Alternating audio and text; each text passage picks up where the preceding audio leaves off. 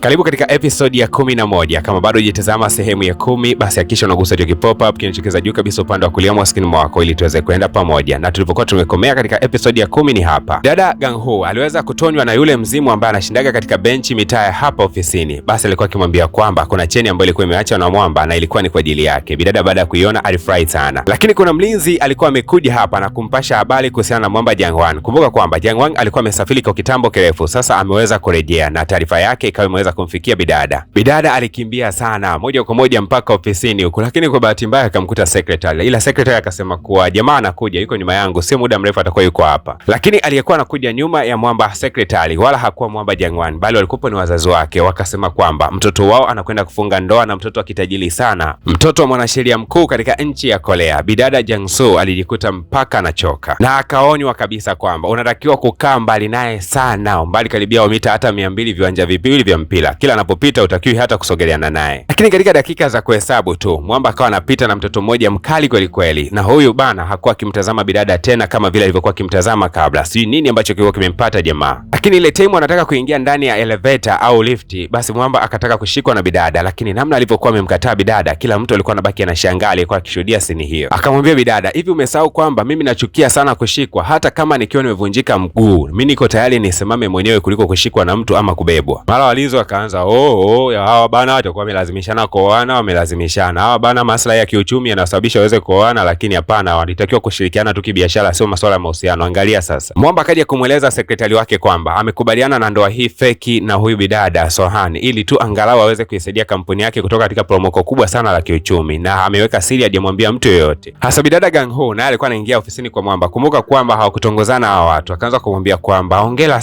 sana, nasikia unakwenda kuoa siku za hivi karibuni, Mungu akubariki kweli kweli, mpate watoto, mkae dumu katika ndoa yenu. Lakini ukumbuke kwamba Mwamba alishaambiwaga na ule mzimu kwamba Bidada anampenda na mara nyingi sana alikuwa akimfuatilia, lakini jamaa akaamua kutumia huu kama udhaifu na kusema kwamba hivi unajua kwamba mimi wanawake nao wapenda sio type yako wewe. Lakini naye Bidada hakuwa mdhaifu hata kidogo, akamwambia jamaa kwamba hata mimi mwenyewe sipendi wanaume kama wewe, napenda wanaume ambao wako romantic, lakini wewe muda wote likatili una majibu mabaya, kwa mimi mwenyewe sikufagili hivyo hivyo. Katikati ya mjadala wao yakaibuka mabishano makubwa sana, yani wakajikuta wanafokeana kana kwamba kila mtu ana uchungu na ndoa ya mwenzake, ama na uchungu na mahusiano ya mwenzake, ama na uchungu na maisha ya mwenzake, yani kina mnafani hivi. Lakini huku bana katika kampuni kuna uvumi unaoendelea kwamba Bidada Gangsu ameweza kutumiwa na kutelekezwa na mkuu anaenda kuoa mtu ambaye anafanana naye hadhi za kimaisha, yani udada jamani ametumiwa vibaya. Bidada akiwa katikati ya dimbwi kubwa sana la mawazo, akaja rafiki yake mmoja anayefahamika kama Yerang. Huyu ni rafiki yake wa zamani kidogo, kipindi hicho anasoma, na huyu rafiki mtu akawa anamwalika Bidada katika show ambayo itakwenda kufanyika hivi karibuni, na akamwambia kuwa marafiki zetu wote wa zamani watakuwepo. Lakini bana kumbe huyu rafiki mtu alikuwa anataka kumwalika Bidada ili akamdhalilishe tu hali yake ya kiuchumi kwamba ni ya chini sana. Lakini Bidada alikuwa ameshtukia jambo hili, akasema kwamba wala situsita kuhudhuria katika hiyo sherehe, nitakuja kwa sababu mimi kudhalilishwa nishazoea na sasa hivi sijali kabisa. Hasa muda umekwenda bana. Ile ndoa feki kati ya Mwamba Jangwan na yule msichana ikawa ndio siku ya leo inaishia, na baada ya kula tu chakula hiki basi watakwenda kuachana. Mwamba akawa anasema kuwa mimi ni kama nalaana hivi, kutokea tu mapenzi yangu ya kwanza alipoweza kuisha, basi kila mapenzi nayoingia hayadumu kabisa. Bidada Gangsu kama alivyokuwa amealikwa katika party ambayo marafiki zake wa zamani aliweza kusoma nao shule watakuwepo, basi amefika tu ile anaketi akagundua kwamba kuna mhudumu ambaye hapa alikuwa ni mzimu, akashangaa sana. Lakini kila mmoja alihudhuria katika hii sherehe akasema kwamba mbona Bidada ulikuwa na akili sana darasani, tuitegemea kwa wakati huu tungekuta hapa ni manager au mmiliki wa hoteli fulani, ila tunaambiwa kwamba eti unafanyaga usafi tu kwenye ile kampuni ambayo unafanyia. Bidada hakuwa na siri kabisa kwa marafiki zake, akawa anazungumzia maisha mazuri, namna ambavyo walikuwa wakiweza kuishi na huyu jamaa. Akasema kwamba tuliishi kwa upendo sana, kila mtu akawa anachekelea, lakini mwisho wa siku akasema nikuja kugundua kwamba anatakiwa kumuoa mwanamke mwingine. Basi wengine wakaanza kusema pole, lakini wengine walikuwa wanachekea kwa ndani. Na Bidada alipomaliza kuiongea hayo akainamisha kichwa chake, akaanza kutilika na machozi, akasema ila nilimpenda yule kaka. Kumbe bana anaongea hayo maneno yote Mwamba Gangwan alikuwa yuko nyuma yake, akamshika kichwani na kusema kuwa nimeweza kuvunja mahusiano ya kwanza, kwa nitatangaza mahusiano yangu mpya. Akamshika Bidada mkono kisha akamnyenyua na kusema kwamba naomba kila mtu kwa bili yake nitakwenda kumlipia kuanzia sasa hivi ninapoondoka na hani wangu ama kipenzi changu. Kila mtu alibaki anashangaa tu yani. Na Mwamba baada ya kumtoa nje Bidada akaanza kumwambia ukweli kwamba mimi nakupenda na nilikuwa nikikupenda, nahitaji tu wapenzi kuanzia sasa hivi. Lakini Bidada ikawa ni ngumu kumwamini jamaa. Hivyo unaletea masiara, si ndio? Yaani umeoa sasa hivi, alafu sasa hivi tu eti unakuja kuniambia kwamba unanipenda mimi. Siwezi nikadate na mtu ambaye ameshaoa. Kamfungukia wazi kwamba mimi sikuwa nimefunga ndoa, ilikuwa ni fake ndoa kwa sababu nilikuwa nataka tu kutimiza malengo fulani vya kibiashara. Lakini ukweli ni kwamba mimi nakupenda wewe. Akamvuta Bidada asiwe na maneno mengi akamkumbatia. Basi Bidada hakuwa na namna yoyote ile zaidi ya kumsikiliza jamaa. Lakini jioni ilipofika, Bidada Gangsu Gangsu akiwa yuko na dada yake akiwa anatembea mitano, aliweza kumuona mwanamke mmoja ambaye alikuwa anatangaza hizi flyer na kusema kwamba mtoto wake ameweza kupotea, tafadhali atakayemuona mtoto wake aweze kumripoti. Lakini bidada Gangsu anaona kabisa kwamba kuna mzimu wa mtoto pale. Kwa hiyo mama anamtafuta mtoto wake pasipo kujua kwamba mtoto wake alishakufa kitambo. Alitamani kwenda kumwambia kwamba mtoto wake alikufa, lakini akanajikuta anapata kigugumizi. Lakini bidada Gangsu akaweza kuona kwamba yule mwanamke alikuwa anakamatwa na kuondolewa pale kwa sababu alikuwa akipiga sana makelele, lakini huku yule mtoto akazidi kukimbia. Ikabidi bidada aanze kumfuata huyu mtoto, ana wapi anakoelekea, na bidada akafanikiwa kukuta huyu mzimu. Akauliza nini ambacho kilikuwa kimetokea, lakini kabla hata huyu mtoto hajaanza kumuelezea, ghafla tu kuna gari moja ilisimama mbele yao, na jamaa akawa anamuuliza bidada, nini ambacho unafanya hapo barabarani? Huu mzimu ulipoweza tu kumuona huyu jamaa, haraka sana ukawa umeweza kupotea. Inaonekana huu mzimu aidha una uadui ama kuna tukio limewahi kutokea linalohusiana na huyu jamaa. Bidada Ganghu akasema kuwa hujawahi kupata ajali katika maeneo haya na kusababisha kifo cha mtoto yoyote? Jamaa akasema hapana, sijawahi. Lakini alipokuwa akimtazama bidada akagundua kuwa alikuwa ana picha ya mtoto mmoja hivi wa kiume ambaye yeye mwenyewe aliwahi kusababisha ajali juu yake. Na Mwamba anakumbuka tukio vizuri, siku ambayo aliweza kupata ajali na kumgonga huyu mtoto, basi ilikuwa ni siku ngumu sana kwake. Lakini jamaa hakupiga simu polisi wala hakumpeleka hospitalini mtoto huyu, bali alimbeba na kumweka katika buti. Hasa kila akifikiria juu ya bidada anahisi kwamba isije kawa huyu ndo alikuwa shuhuda wa lile tukio, hii itakuwa ni hatari zaidi kwangu. Lakini bidada akaendelea bado tu kumshangaa huyu mama aliyekuwa akitangaza hizi flyer na kusema kwamba amepotelewa na mtoto wake, anahitaji mtoto wake aweze kupatikanika. Ikabidi moja kwa moja kufuata huyu mzimu na kuuliza wapi ambapo mwili wako ulipo. Lakini bwana mdogo akasema kuwa kabla ya kufa nilikuwa katika sehemu yenye baridi sana, pweke, siokuwa na watu, sehemu iliyoweza kutengwa. Kiufupi ni kwamba hapo ndipo nilipoweza kupoteza maisha. Akamchukua mwana mama moja kwa moja akawa anampeleka eneo la tukio. Basi bwana mdogo akaonesha katika buti ya gari fulani hivi, lakini Mwamba naye ndo akawa anaingia. Akasema okay, nakukumbuka wewe, si ndio yule wa jana Hasa hapa umekuja kufanya nini rafiki yangu? Sababu naona jana umezungumzia masuala ya ajali sijui, hapo sasa hivi naona unakuja